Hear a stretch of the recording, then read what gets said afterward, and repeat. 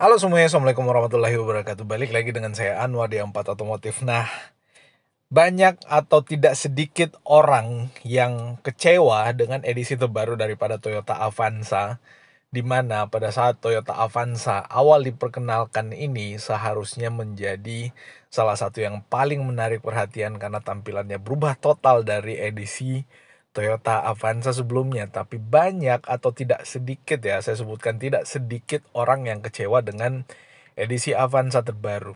Alasannya apa? Salah satu yang paling fundamental adalah bahwa mobil ini itu dilahirkan atau diciptakan tidak lagi menggunakan penggerak roda belakang tapi menggunakan penggerak roda depan. Di mana salah satu yang menjadi nilai jual terbaik Avanza, Xenia, Terios, Rush selama ini adalah bahwa mobil itu menggunakan penggerak roda depan yang sesuai dengan kontur kebanyakan orang-orang atau kebanyakan penduduk wilayah Indonesia, di mana kita tahu wilayah negara kita kebanyakan pegunungan, lalu kemudian kondisi jalan juga nggak begitu baik, sehingga mobil ini dahulu kala pada saat masih menggunakan penggerak roda belakang dianggap paling tangguh di kelasnya dan paling baik di kelasnya untuk jalanan pegunungan dan jalanan dengan kontur yang tidak baik itu. Nah, sekarang pertanyaannya, kenapa lalu kemudian Toyota Avanza, Toyota Veloz, Xenia, lalu kemudian ya ketiga itulah ya, yang lainnya nggak ada, mengikuti jejak si Suzuki R3, Mobilio, termasuk Mitsubishi Expander yang menjadi rivalnya selama ini menggunakan penggerak roda depan. Padahal Mitsubishi Expander selama ini tanda kutip bukan diolok-olok ya, dianggap sepele atau anggap sebelah mata oleh pengguna Toyota Avanza karena Expander menggunakan penggerak roda depan, sementara Avanza, Xenia, dan Toyota Avanza Veloz waktu itu menggunakan penggerak roda belakang. Nah, akhirnya sekarang ikut juga. Praktis dengan si Avanza ini, Avanza Veloz dan Xenia menggunakan penggerak roda depan, akhirnya yang menjadi penggerak roda belakang paling menarik salah satunya adalah si Toyota Rush dengan Daihatsu Terios yang sekarang ini menggunakan penggerak roda belakang untuk mobil yang range harganya di bawah 300 jutaan. Kalau di atas itu masih ada MPV yang termasuk yang terbaik juga MPV itu dan termasuk yang paling nyaman, yaitu Toyota Kijang Innova.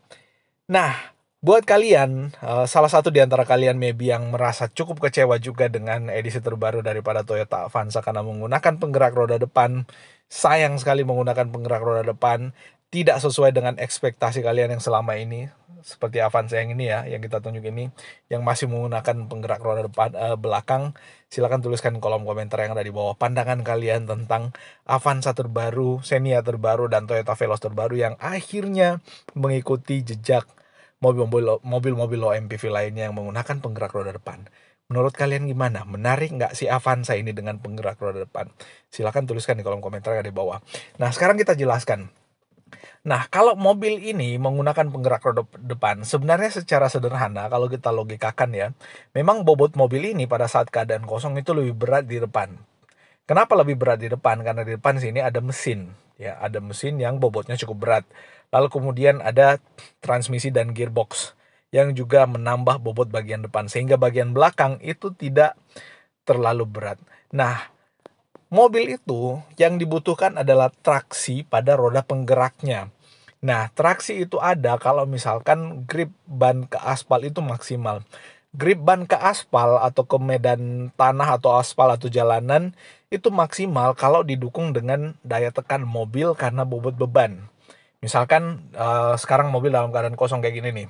Dalam keadaan rata, jalanan rata kayak gini, maka traksi itu maksimal adanya di ban depan. Kenapa bisa? Karena berat di depan. Ditambah dengan supir atau pengemudi lalu kemudian penumpang di sebelah kiri memperberat lagi sisi depan mobil ini sehingga traksi untuk penggerak roda depannya menjadi lebih maksimal. Pertanyaannya, untuk di daerah pegunungan dengan jalanan yang tidak begitu baik, apalagi tanjakannya cukup curam, kira-kira apakah akan tetap setangguh mobil-mobil penggerak roda belakang? Nah, menurut kalian gimana? Silahkan tuliskan di kolom komentar yang ada di bawah. Bebas untuk berpendapat, bebas untuk kalian mengutarakan apa yang kalian ketahui tentang hal itu. Nah, kalau di kondisi tanjakan, kalau di kondisi tanjakan, ini mobil kan dibuat dimensinya lebih panjang. Nah, kalau misalkan di kondisi tanjakan, lalu kemudian full penumpang, 7 penumpang plus barang di bagian bagasi, maka bisa jadi distribusi berat mobil akan lebih berat ke bagian belakang.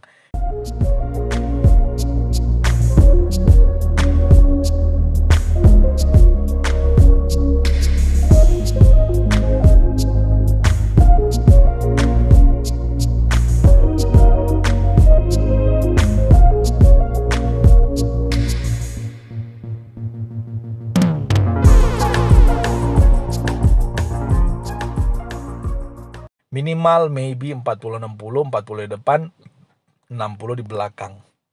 Nah, sehingga traksi maksimal harusnya ada di penggerak roda belakang. Nah, kalau dia full penumpang plus barang, lalu kemudian yang menggerakkan roda adalah roda depan, maka traksinya kurang maksimal. Nah, itu mesti diuji sebenarnya secara ilmiah kalau kita mau buktikan apakah rasio berat mobil itu dengan full penumpang plus barang akan seperti itu. Tapi itu kondisional. Tergantung misalkan kalau kalian bawa barang di bagian bagasinya itu dengan bobot yang sangat berat, maka tentu beban berat mobil itu ada di belakang. Kalau nggak begitu berat, maybe setengah atau di tengah-tengahnya beban mobilnya sehingga traksi antara ban belakang dengan ban depan itu sama. Nah, itu dia. Jadi kalau penggerak roda belakang, kalau dia dalam kondisi tanjakan, maka dia akan lebih maksimal lagi karena kenapa? Dia akan lebih mendapat tekanan berat daripada beban mobil. Kalau penggerak roda depan tidak begitu traksinya tidak begitu maksimal karena berat mobil ada di belakang. Tapi pertanyaannya, apakah setiap saat dalam perjalanan kita itu mobil dalam keadaan penuh penumpang? Tergantung. Kalau mobil ini digunakan untuk mengangkut penumpang, dalam artian biasanya mobil antar daerah lah biasanya. Itu biasanya full, tapi kalau misalkan mobil yang dipakai seharian atau mobil keluarga jarang-jarang sih sebenarnya full, sehingga memang lebih efektif kalau penggeraknya di bagian depan. Sekarang kita balik. Kalau misalkan mobil ini dalam keadaan kosong, cuma ada supir dengan salah satu orang yang ikut di bagian sebelah kiri ini.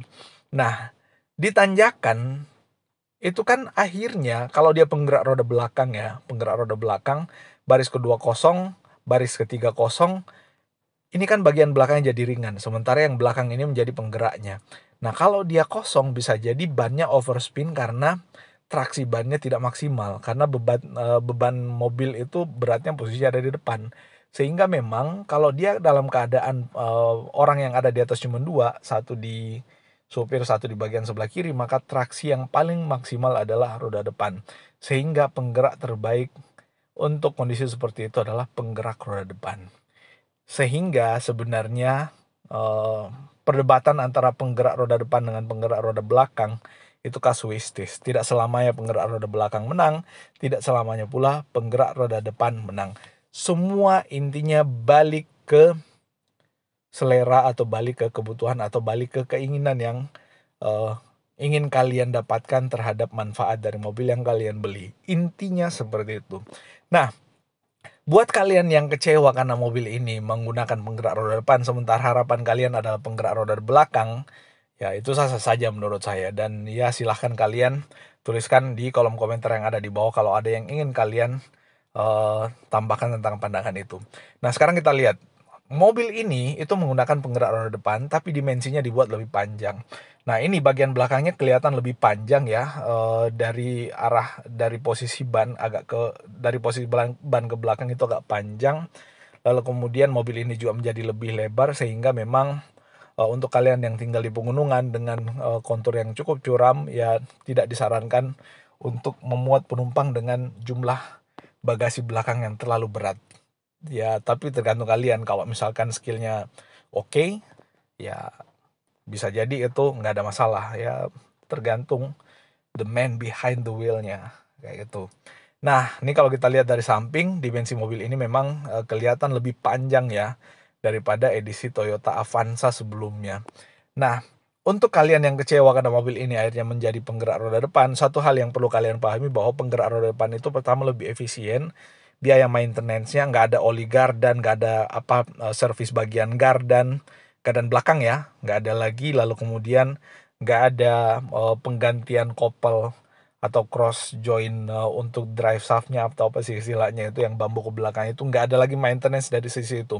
Terus yang kedua lebih lincah ya, lebih lincah karena penggerak roda depannya dengan transmisi bagian depan, dan banyak lagi sebenarnya kelebihan-kelebihan yang kalian dapatkan kalau kalian menggunakan mobil dengan penggerak roda depan. Nah, sehingga semua mobil-mobil low MPV sekarang menggunakan penggerak roda depan, kalian tinggal pilih mobil mana yang kalian inginkan untuk kalian jadikan sebagai mobil keluarga andalan kalian. Cuman salah satu yang menjadi keunggulan mobil ini adalah selain bentuknya yang berubah total dari edisi sebelumnya, karena ini adalah low MPV atau mobil keluarga, maka yang dibutuhkan adalah seberapa nyaman atau seberapa cocok mobil ini untuk dianggap sebagai mobil keluarga atau family car. Nah, ini kalau kita lihat ya, Avanza dari sisi dashboardnya nggak semewah Toyota Veloz ya. Sekalipun kalau kita lihat ya bentukannya kurang lebih sama kecuali bagian sini, karena si Toyota Veloz itu pakai pakai electric parking brake, sehingga di bagian sini itu nggak dibolongin, ini dibolongin agak ke bawah karena dia masih pakai manual parking brake. Joknya pakai jok bahan fabric ya, bahan fabric memang lebih empuk, cuman kekurangannya adalah kalau dia ditumpahi oleh minuman atau es krim ataupun sejenisnya itu rada sulit untuk dibersihkan dan ada bekasnya. Nah, itu sih. Lalu kemudian kalau kita lihat ya, setirnya belum ada cruise control ya, sayang sekali. Padahal rivalnya sudah ada cruise control untuk varian tertinggi. Ya harusnya Veloz, ya minimal Veloz lah, ada cruise controlnya juga. Cuman si Avanza ini kelebihannya adalah dia memiliki TSS atau Toyota Safety Sense. Bagian sebelah kiri sudah ada audio switch-nya, lalu kemudian ada banyak fitur-fitur yang disematkan di mobil ini pula. Nah, start dan stop engine button, lalu kemudian setirnya juga cukup nyaman ya, harusnya digenggam. Udah pakai head unit touchscreen, di atas masih manual dimming untuk spionnya, dan ya kurang lebih seperti itu. Nah, ini bagian setirnya bisa buat ngangkat telepon sepertinya, lalu kemudian AC-nya udah pakai digital, head unitnya touchscreen, cluster meternya masih menggunakan cluster meter model lama. Nah, ini joknya. Nah, salah satu yang menjadi unggulan mobil ini adalah joknya itu bisa diatur konfigurasinya benar-benar seperti mobil keluarga atau benar-benar sesuai dengan konsepnya sebagai mobil keluarga. Dimana di bagian belakang ini bisa diatur sebagai sofa, dan kita bisa duduk santai di bagian belakang ini ala-ala berada di rumah dengan santai, berasa duduk di sofa dan kaki kita selonjoran ke depan. Cuman ya tergantung kalian ya, kalau kalian merasa bahwa bahan bakar itu murah ya mobilnya mesti on terus, karena kalau kalian nggak on kan, kalian duduk santai di sini, ini kan nggak ada jendela di kiri kanan pas di bagian belakang ya, kecuali di baris tengah, ya kalian akan kepanasan dalam mobil. Sekalipun berteduh, kalau dalam kondisi kedap udara kayak gitu tetap panas bos. Jadi kalian mesti tetap on kan mesinnya, kecuali dalam keadaan hujan ya, hujan deras ya biasanya dingin dalam mobil. Tapi kalau enggak ya enggak. Atau kalian berada di tempat di mana itu daerahnya dingin ya, tetap dingin dalam mobil, dan ya akan berasa sangat nyaman untuk di bagian belakang sini. Terus yang kedua, kalau kalian misalkan disupirin ya, kalian bisa ngerasain ala-ala bos atau ala-ala sultan dengan kalian selonjorkan kaki kalian ke sini. Lalu kemudian di bagian tengahnya atau di baris keduanya nggak ada orang ya, kalian menjadi sultan lah, duduk di paling belakang dengan kaki selonjoran bersama dan pasangan kalian, ulala. Atau kalau kalian naik, anggaplah mobil ini ada yang beli lalu kemudian dipakai jadi taksi online. Coba dah untuk teman-teman driver taksi online, coba untuk pakai mobil ini dan ditawarkan ke customer untuk bisa duduk ala sultan. Nggak misalkan penumpangnya ada 2 ya, bisa merasakan duduk ala sultan kayak gini. Tinggal diatur aja joknya di belakang. Ya nggak, kecuali penumpangnya ada 5 ya, kalian nggak bisa atur kayak gini lah, kesian yang 3 orang itu pengen duduk di mana ya, kayak gitu. Nah, ini area bagasinya juga cukup luas, dan bagian atas AC-nya juga cukup mendukung sampai ke area paling belakang, karena memang itu yang menjadi keunggulan mobil ini adalah jok paling belakangnya yang menggunakan jok dengan pengaturan atau bisa diatur ala sofa. Jadi kalau misalkan nggak kena hembusan AC ya kesian. Nah, ini bagian belakangnya memang kelihatan berbeda si all new Toyota Avanza ini dengan edisi sebelumnya. Well, itu bosku yang bisa kita update kali ini informasinya. Ini adalah salah satu pandangan subjektif dari beberapa orang juga yang mengomentari video kita sebelumnya. video-video kita sebelumnya ya, bahwa keunggulan Avanza dan Xenia adalah penggerak roda belakang, sementara sekarang menjadi penggerak roda depan ya, mereka ada yang kecewa dan itu tidak banyak menurut saya. Tapi ini sekali lagi ini adalah pandangan, semua bergantung kepada kalian yang menginginkan mobilnya, kalian menginginkan mobilnya itu karena apa, bebas untuk berpendapat menurut saya. Nah, itu yang bisa kita update kali ini, semoga bermanfaat dan semoga menjadi salah satu bahan pertimbangan untuk kalian yang ingin membeli mobil apapun itu, Toyota Avanza, Xenia, Expander, R3, Mobilio, dan yang lainnya. Terima kasih dan Assalamualaikum warahmatullahi wabarakatuh.